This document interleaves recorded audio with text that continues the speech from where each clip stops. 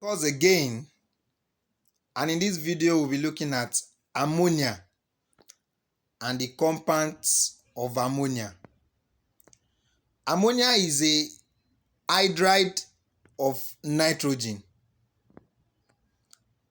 It occurs naturally when heat or putrefying bacteria that we discussed before decomposes nitrogenous matter in the absence of air. When vegetative material decomposes in the absence of air, ammonia is part of the product that is always formed.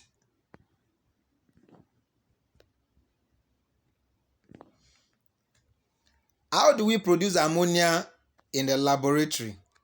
How can it be produced in the laboratory? Number one, ammonia can be produced in the laboratory by heating ammonium chloride with slaked lime.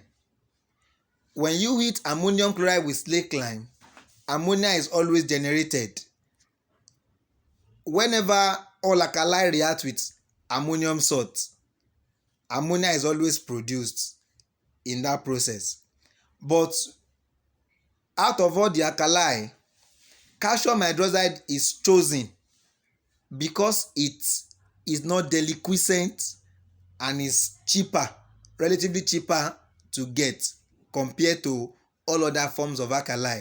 That's why slaked lime, which is calcium hydroxide, is a preferred alkali for the preparation of ammonia gas.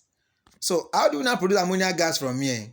You are going to heat ammonium chloride, solid ammonium chloride. You will heat it with calcium hydroxide strongly. As you heat it, ammonia gas will be liberated. However, observe that you have to slant the mouth of the test tube. The reason is because if you don't slant the mouth of the test tube, water vapor is part of the product that is formed, and that water vapor can condense in the hot part of the flask and break it. So to prevent the flask from breaking, this is the reason you normally slant the mouth of the flask that you use in producing ammonia gas. Take note of that.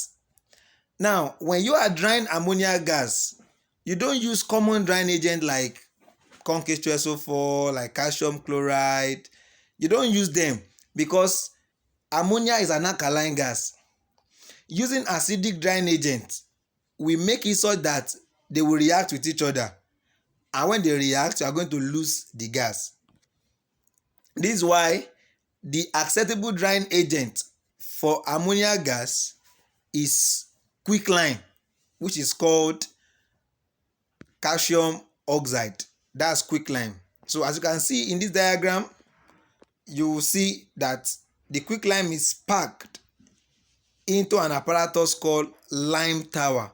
So this lime tower, you might be asked to label it in exam.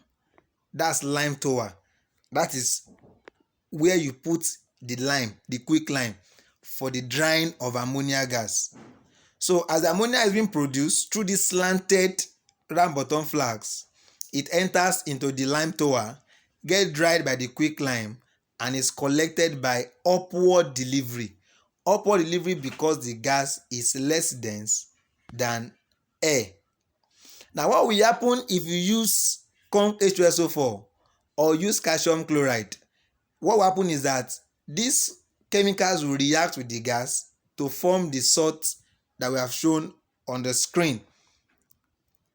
For H2SO4, it will form ammonium tetrasulfate 6 salt.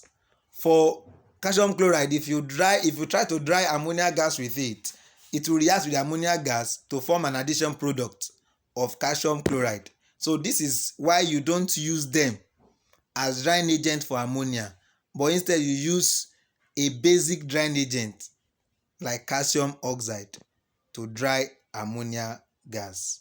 Thank you.